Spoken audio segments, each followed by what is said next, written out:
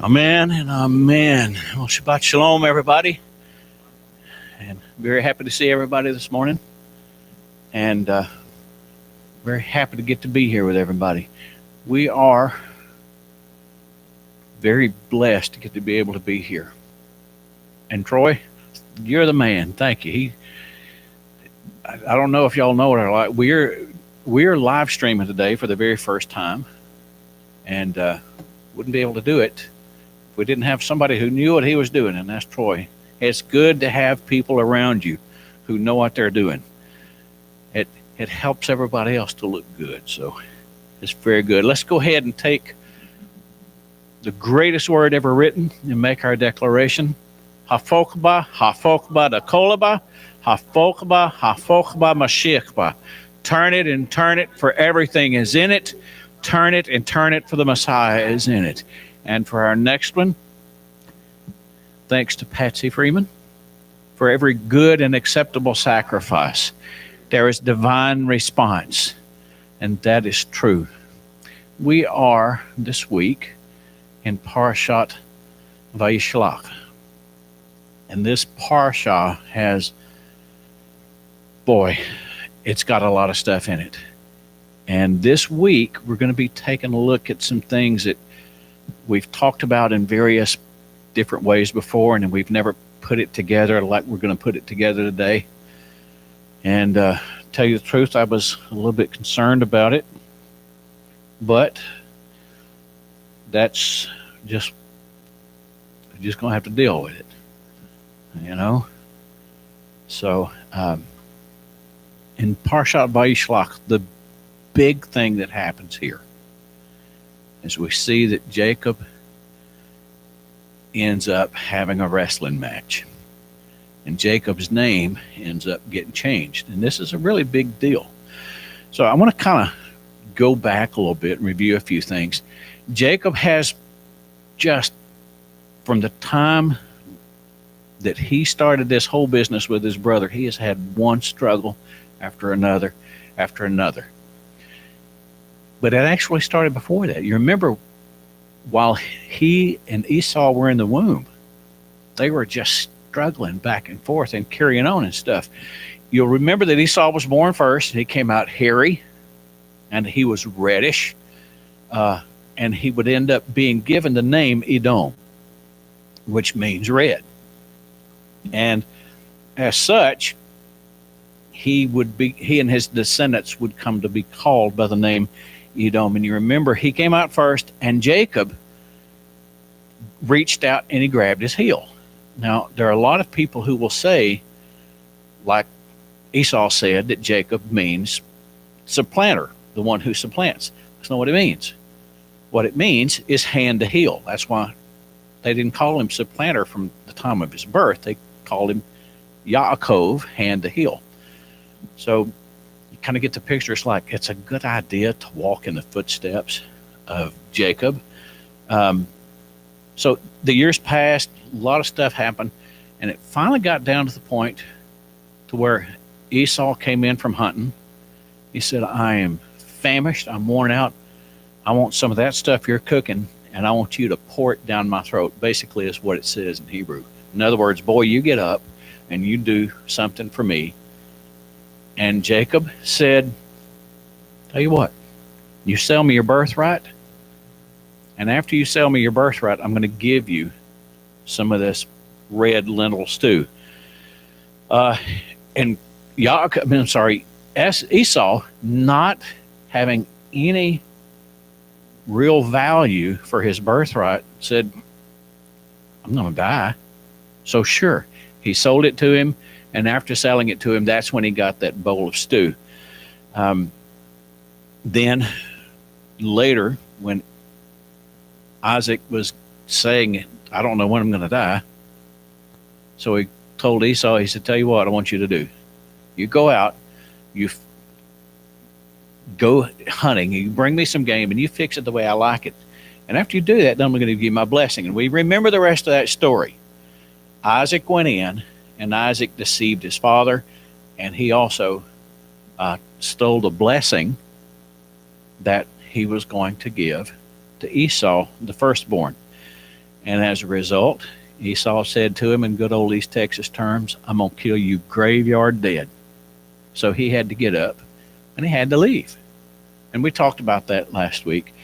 So then when he got to the people of Haran, everything went just as smooth as oil with Laban as he's called, but it really didn't, because it was one trouble after another trouble after another trouble. At the very minimum, he was 20 years in exile. And on top of that, he had 4 women in his life, and he had trouble with them also. So Jacob just kind of had this thing going on about having trouble. But now, could you imagine having at least 3 mothers-in-law? I didn't say that. Yes, no comment. And so the time came, Jacob told his wives, he said, look, everything is not going well here. It's time for me to go home. Let's all pack up. Let's go home. So they left, and you remember Laban came after them. They finally settled it. He said, you stay where you are, and I'm going to stay here. Let's don't bother each other anymore. Okay, great. And then he began sending all these animals, because he knew Esau was coming. He began sending all these animals as a gift to Esau. And we all know all of that story. What I'm getting to is he was standing there at the river, and he was all alone. But he really wasn't all alone, because he finally found himself in a wrestling match. And in this wrestling match, there are some very mysterious things that happen. I want to take a look at Genesis 32:25 through 31. Jacob was left alone, and a man wrestled with him until the rise of dawn. When he saw that he could not overcome him, he struck the socket of Jacob's hip so that it was dislocated as they wrestled. Then he said, let me go, for dawn is breaking. And Jacob answered, I will not send you except that you bless me. He asked, what is your name? He replied, Jacob. He said, your name shall no longer be Jacob, but Israel, for you have struggled with Elohim and with men, and you have overcome. Now I'm going to stop here for a second. There's a whole lot to be said about this part right here, but I'm just going to say, if you look at what several of the sages say, if you look at what Rashi says that he was actually struggling with an angel, and that angel was the angel of Esau, Edom. And you can actually make a case for that, but that's a long way around the barn, and we don't have time for it today. But I will tell you this. It has something to do with Numbers chapter 21. Okay? But what it really gets down to is we know. It says right there, you have struggled with Elohim and with men. You remember that King Solomon said all of heaven and all of creation, everything you created could not contain you. So anytime God interacts with humanity within time and space, it's Yeshua. It's the Messiah. So Jacob here was really and truly wrestling Messiah. Then Jacob asked, tell me your name. But he replied, why do you ask for my name? And he blessed him there. Don't you just love the way sometimes they would ask questions and God's answer in return was something completely different from what the question was? Jacob named the place Peniel, meaning, I have seen Elohim face to face, yet my life has been preserved. There's no doubt about who this is. He was wrestling with Yeshua. And if you want to talk sometime about what I said about Esau's angel, we can do that. And actually, it's a very fascinating discussion, but we just don't have time for it right at the moment. So there are a whole lot of questions about the identity. So we know that it was Yeshua. And this encounter that he had here was going to change everything. From this point on, things were going to be very, very different, not only for Jacob, but also for Esau. And when you get right down to it, this was going to change the way that the entire world was going to take a look at God's chosen people. So this was very different than his encounter with the dream of the ladder, and this would be a dividing point. Now, what I'm going to say here is from the perception of the people of Israel. From this point on, you've got Jacob renamed Israel, and you have Esau renamed Edom. So from the perspective of the Jewish people, there are two groups of people in the world. There is Israel, and there is Edom. And I'll explain that here in just a minute. And it really makes quite a lot of sense. So they ended up meeting each other. They had a reunion, and he was terrified because Esau was coming with 400 of his men. And he had already told him, I'm going to kill you graveyard dead. But instead of him attacking him, it says that he fell upon him, and he hugged him around the neck, and he kissed him, and they both wept. So this was a pretty sweet reunion. And it kind of looks like, hey, everything is going to be okay here. But the truth is, it really wasn't. Because Esau said to Jacob, let's travel together. His intent was not to take Jacob back to his father, who was still alive. His intent was, you come with me. Don't worry about going to the father. You come with me. You hang out at my place. And basically, what he was saying is, don't worry about your inheritance. Come do what I'm doing. I want to take a look at Genesis 32:12. Let's proceed together, and I will go alongside you. Now, the word alongside there, the root of it is neged. Now, if you look at the creation story, where it talks about Adam being all alone, and God says, I'm going to make a helper for him, it's the word neged. Okay, that's the root word. But here's the really interesting thing about it. It means helper. Men, don't laugh when I say this. But it also means one who opposes. Okay? I will tell you, there are times that my wife has had to oppose me on some things because she's a lot smarter than I am. She would say, this is not a good thing. Don't go and do this. So for a marriage, it's a good thing for a wife to say, hang on there, trooper. But when it's brother to brother, in this case, it's a very different matter. Here Esau was saying, I don't want you to go and have the inheritance that was supposed to be mine. Don't go home. Don't do what you were supposed to do. You stay with me. All right, this was Esau's character. Esau, or Edom, is the one who opposed Israel. There you have your division between Israel and Edom. Anybody who opposes Israel is Edom. Okay, some great examples. The Pharaoh in Egypt. They absolutely were opposed to Moses and to Israel. That was a type of Edom. The Amalekites were Edom. The Philistines, Assyrians, which we're fixing to go into Hanukkah pretty soon, and that's part of that story. But the worst example of all of Edom was Rome. Now, you remember Edom means red. Well, does anybody remember from your history classes what was Rome's military's official color? It was red, okay?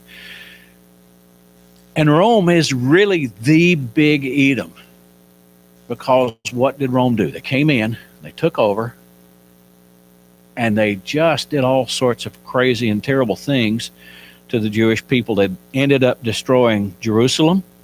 They ended up destroying the temple, and they scattered the Jewish people all over the place. And strangely enough, not too awfully long after that, Rome's official religion became Christianity. And the truth is, that was really no better.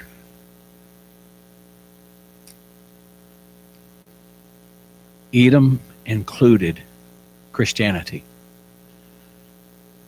And I know that's a hard thing to say, but the church fathers who at the time were in Rome, when they created the church, which was actually created by Constantine, Peter didn't have anything to do with that.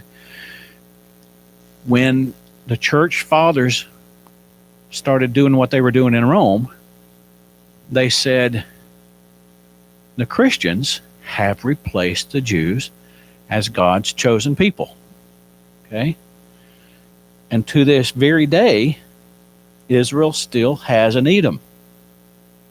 Again, anybody who opposes Israel is considered to be, by the Jewish people, Edom. Now, I want to ask a quick question.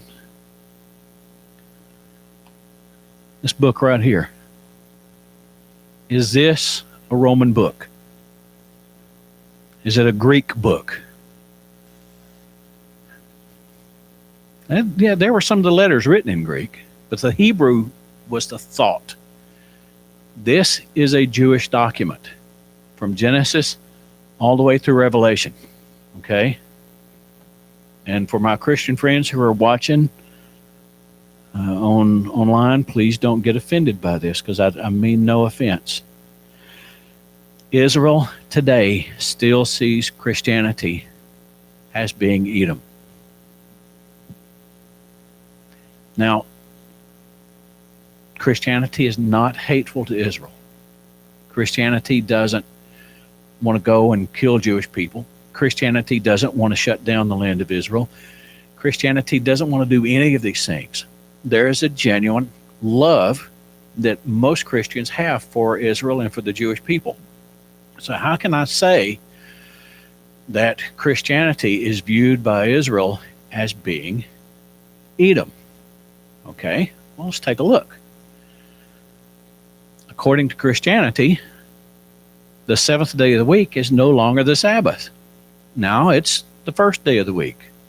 According to Christianity, Jesus destroyed the law. Even the 10 Commandments, a lot of pastors are preaching today, that he even took the 10 Commandments and destroyed them and got rid of them.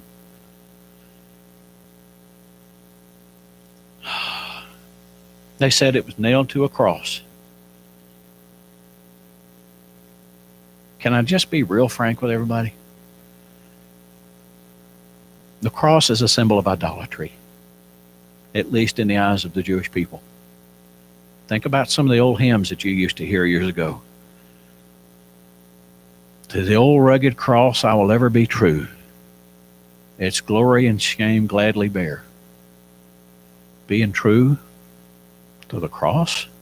And what about onward Christian soldiers going as to war with the cross of Jesus going on before? Here's what Jewish people are hearing when they say that. You go back and you look at the history of the Crusades. The Crusades were intended to go and get all the Muslims out of Jerusalem and get Jerusalem free from their rule. They killed more Jews than anybody else. They locked up Jews in their synagogues and burned them to the ground. Like I say, I know the church does not think this way today. And we all probably would say, yeah, that was not real true Christianity. But it's the representation that they see, okay?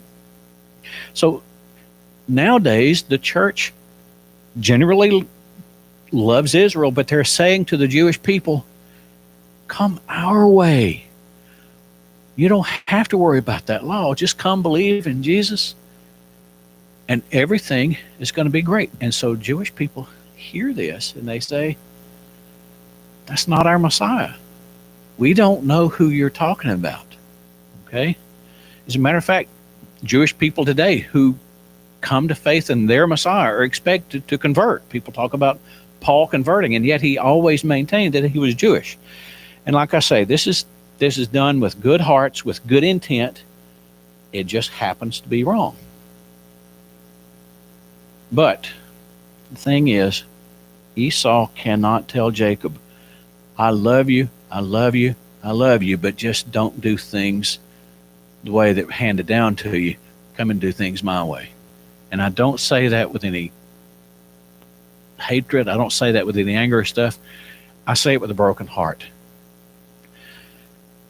So the question is, why does it matter? Is Esau trying to keep Israel from his destiny? I want to take a look at Luke 13, 31 through 35. This is why it is so very, very important that our brothers and sisters in the church understand that the ways of Esau are not the right way. Pharisees came to Yeshua and said to him, leave this place and go somewhere else. Herod wants to kill you. Well, that will mess with people. I grew up hearing that the Pharisees were terrible people. And yet here the Pharisees going to Yeshua saying, man, you need to get out of here and you need to save your life. Of course, what most people don't realize is Yeshua himself was a Pharisee.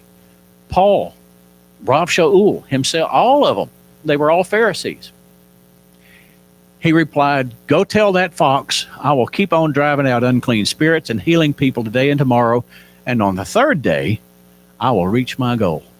In any case, I must press on today and tomorrow and the next day, for surely no prophet can die outside of Jerusalem. Not Rome, or San Francisco, or London, or wherever it may happen to be for other people. So the big question is then, I didn't finish that. I'm sorry. And then Yeshua followed up with this, Jerusalem, Jerusalem, you who kill the prophets and stone those who sent to you, how often I have longed to gather your children together as a hen gathers her chicks under her wings, and you were not willing. Look, your house is left to you desolate. And it happened. The temple was destroyed. I tell you, you will not see me again until you say, blessed is he who comes in the name of the Lord. And there you have it. For our Christian friends who are watching online, you want to see Yeshua come back? You want to see Messiah return? He's coming back when the Jewish people call him back. I'll say that again. By his own words right here. You will not see me again until you say, blessed is he who comes in the name of the Lord. Israel is going to call Messiah back. So how do we get to that point? You know, in order for Israel to call Messiah back, they have to know who he is.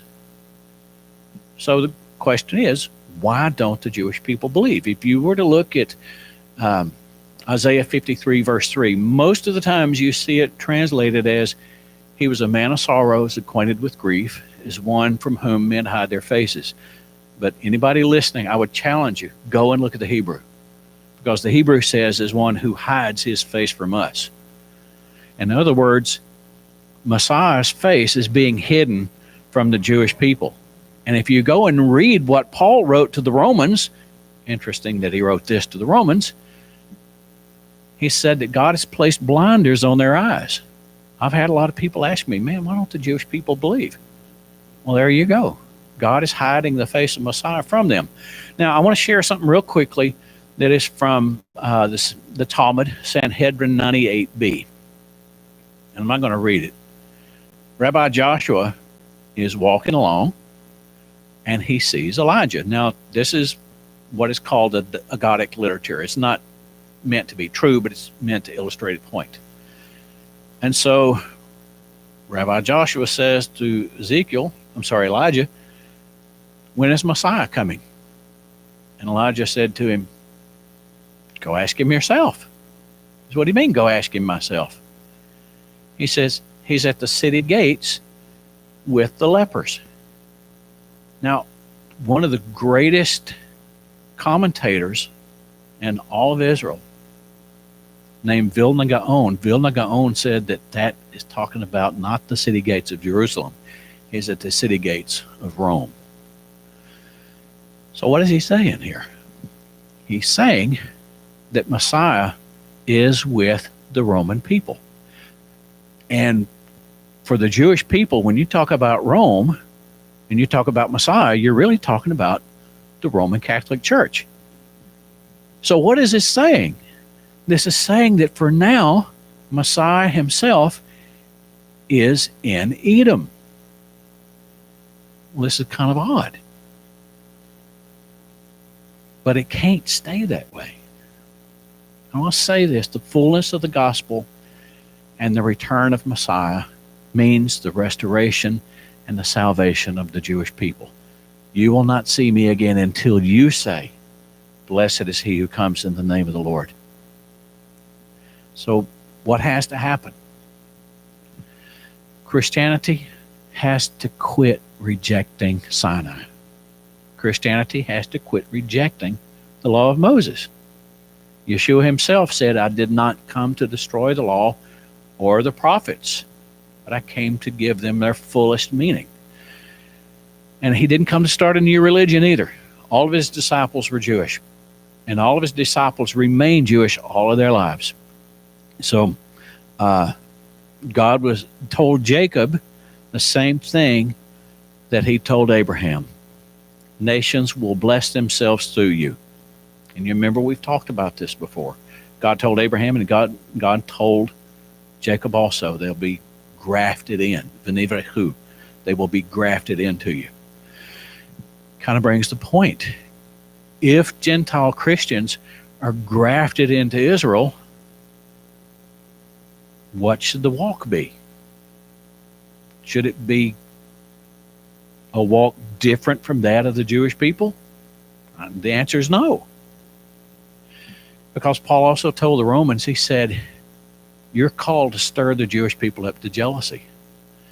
But as long as Christianity looks like Edom, even a loving, kind Edom, it's not going to happen.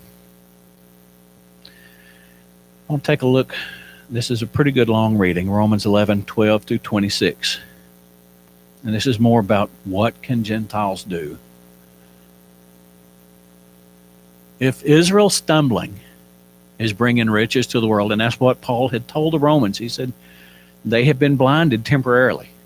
If Israel's stumbling is bringing riches to the world, that is, if they're being placed temporarily in a condition less favored than that of the Gentiles is bringing riches to the latter, how much greater riches will Israel and its fullness bring to the Gentiles? The Gentiles have got to have that connection with the Jewish people. However, to those of you who are Gentiles, I say this, since I myself am an emissary to the Gentiles, I make known the importance of my work in the hope that somehow I may provoke some of my own people to jealousy and save some of them. For if their casting Yeshua aside means reconciliation for the world, what will their accepting him mean? It will be life from the dead. Now, if the first fruits offering is holy, so is the rest. And if the root is holy, so are the branches. But if some of the branches were broken off, and you, a wild olive, were grafted in among them, and have become equal sharers in the rich root of the olive tree, and the rich fruit of the olive tree, not something separate, then don't boast as if you were better than the branches. God forgive us. However, if you do boast, remember that you are not supporting the root. The root is supporting you. So you will say, branches were broken off so that I might be grafted in. True, but so what? They were broken off because of their lack of trust. However, you keep your place only because of your trust. So don't be arrogant. On the contrary, be terrified. I'm going to stop here for a second. Back years ago when Darlene and I were in church, we heard several people preach that the church is now Israel. And this is exactly what Shaul is warning everybody about. Don't say that. For if God did not spare the natural branches, he certainly won't spare you. So take a good look at God's kindness and his severity. On the one hand, severity toward those who fell off. But on the other hand, God's kindness toward you, provided you maintain yourself in that kindness. Otherwise, you too will be cut off. Moreover, the others, if they do not persist in their lack of trust, will be grafted in, because God is able to graft them back in. That's going to happen. All Israel will be saved. For if you were cut off out of what is by nature a wild olive tree and grafted, contrary to nature, into a cultivated olive tree, how much more will these natural branches be grafted back into their own olive tree? For brothers, yeah, then they're not going to be grafted into a peach tree or a pear tree. It has to remain Israel. For brothers, I want you to understand this truth that God formerly concealed, but is now revealed, so that you won't imagine you know more than you actually do. It is that stoniness to a degree has come upon Israel until the Gentile world enters its fullness. And that it is in this way, Kol Yisrael Yivashah, all Israel will be saved. Now I want you to see this. Until the Gentile world enters its fullness. What does this mean?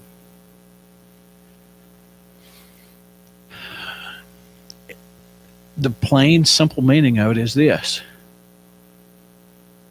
When our brothers and sisters who believe in Israel's Messiah wake up to the fact that they're grafted in and a part of Israel, not going off doing things a different way, not claiming that the law is done away with, not claiming that we can go out and enjoy a good ham and cheese sandwich, not claiming all of these things, but to say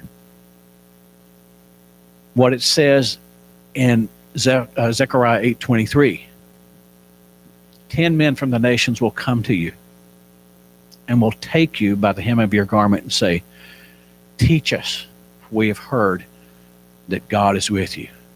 In other words, what has got to happen is our brothers and sisters need to realize grafted in means grafted in and get nourishment from the roots, not taking it from somewhere else. And I'm not saying that their faith is not genuine. Their faith is genuine. They've just been handed some things down from the church fathers years ago who hated Israel. And it's time to have their eyes open and say, we're with the Jewish people. So there is hope. Amos chapter 9, verses 11 and 12 says that the day is coming that Israel will inherit the remnant of Edom. And the rabbis to this day are teaching that the remnant of Edom is Christianity. So our Jewish brothers and sisters look at Christianity and they know one day they're going to inherit Christianity because Christians worship the same God that they do. The big mystery is the identity of Messiah Yeshua. But the thing is, like I said earlier, Messiah has got to come out of Edom.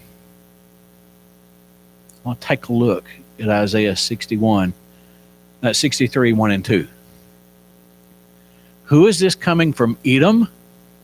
From Bozrah with clothing stained crimson, so magnificently dressed, so stately in his great strength. It is I who speak victoriously, I mighty to save. So what does this mean? Messiah is coming out of Edom. Messiah is going to be revealed for being Jewish, for being who he really is. And the remnant of Edom is going to be with him because they're going to say, we're going with you to your people Israel. So we have to represent Messiah so very clearly that we redeem the Redeemer.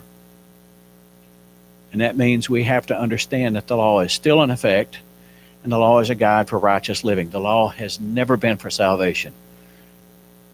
Brothers and sisters who are watching this online, the law has never been for salvation. Never. It's for righteous living. So what does that mean? I want to take a look at John 1, 2 through 1 John 2, 3 and 6. We know that we have come to know him if we keep his commands. Well, that's kind of problematic for people who say that the law is done away with.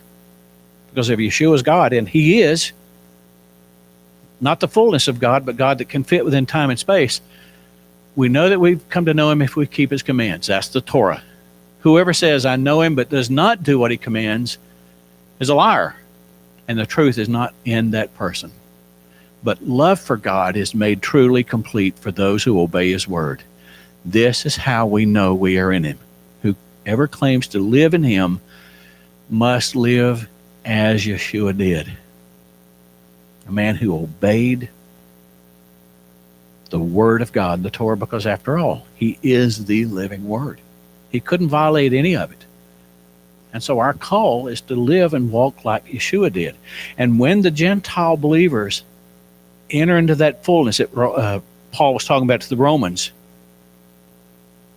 then we can look for the salvation of the Jewish people to come, and they'll call out, Baruch haba b'shem Adonai, to call Yeshua back and to establish his rule in the temple in Jerusalem. And I think that's where I need to stop right there. There were some other things I wanted to say, but I believe I've said enough. Very short message today. So let's make sure that we are walking the way that Yeshua walked his faith. And let's share that with other people and encourage others. There's nothing wrong with people going to church on Sunday. But there is something wrong with calling it the Sabbath. It's a good thing for people to believe in Israel's Messiah. Just don't be saying that the church is now Israel, because they're grafted in. All right. Shabbat Shalom, everybody.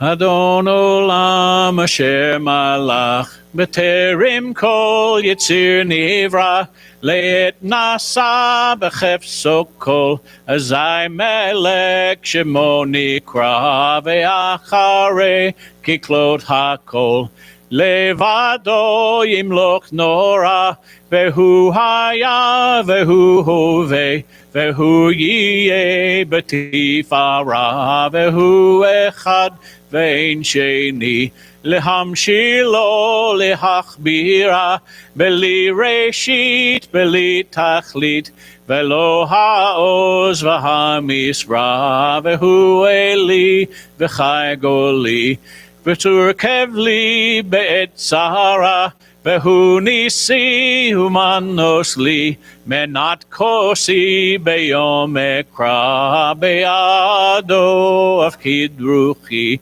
be'et ishan ve'ahira ve'imruchi geviati Adonai li ve'lo ira. Lord of the world, the King supreme, before all creation came to be, when by his will all things were wrought, the name of our King was first made known. And when this age shall cease to be, he still shall reign in majesty. He was, he is, and he will be all glorious eternally. Incomparable, the Lord is one.